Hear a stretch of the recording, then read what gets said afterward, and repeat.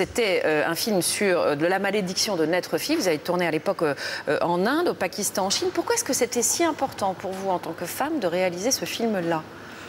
Alors c'est venu d'une idée de la rédaction de l'agence CAPA. Et l'idée au début, c'était de faire quelque chose sur naître fille. Et en regardant, en me documentant, je me suis vite rendu compte que dans une partie du monde, c'était ne pas naître fille. C'est-à-dire que les filles ne naissent plus.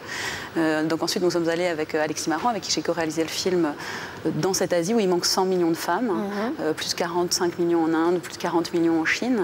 Et depuis, en fait, il y a longtemps, le garçon a été privilégié parce que c'est celui qui allume le bûcher funéraire, c'est lui qui a les terres. Il y a le problème de la dot aussi pour les filles. Le problème de l'enfant unique en Chine. De l'enfant unique en Chine.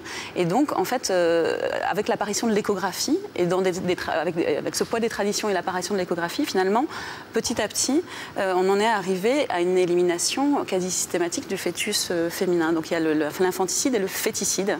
Et donc, aujourd'hui, il manque plus de 100 millions de femmes.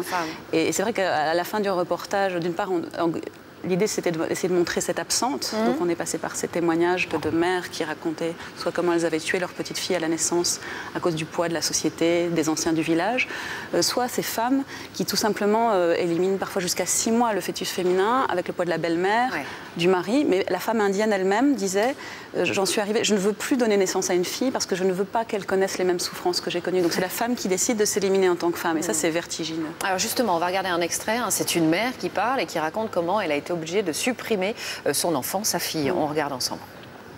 Tu as 3 filles, il faut en tuer une. Tu as assez de 2 filles, comment tu vas les nourrir, les marier? Une fille, ça ne sert à rien. Ma famille disait la même chose, mais moi je n'arrivais pas à la tuer. Elle était très belle, presque trop. Elle devait être faite pour mourir. Elle est née à la maison à 4 heures du matin. Les voisins m'ont dit « On va la tuer avec du jus de tabac ». Ils ont préparé la mixture avec des feuilles de tabac écrasées. Moi, je ne voulais pas le faire. En priant Dieu le matin, je lui ai donné une cuillère de jus de tabac. J'étais très triste. Je me suis allongée à côté d'elle. Je n'arrivais pas à la regarder.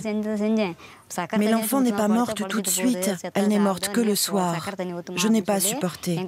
J'ai dit à ma mère « Il faut la sauver, lui donner du jus de sucre pour la réveiller ». Ma mère lui en a donné, mais c'était trop tard. Ma petite fille est morte. Ma mère l'a enterrée dans le jardin, derrière notre maison. Qu'est-ce que le grand journalisme peut apporter face à des problèmes d'une telle ampleur? Je ne sais pas si on peut apporter quelque chose. En tout cas, on peut essayer de porter leur voix. Je crois que c'est souvent ce qu'on se dit. En tout cas, je ne sais pas si on ne pense pas qu'on change le monde. Hein. On pense juste qu'on peut essayer de transmettre et de faire porter ces voix qui souvent ne sont pas entendues.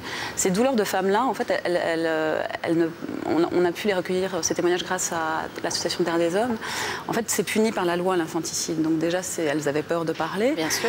Et d'autre part, on ne dit pas dans la société qu'on souffre d'avoir tué sa petite fille parce que c'est communément admis par la communauté.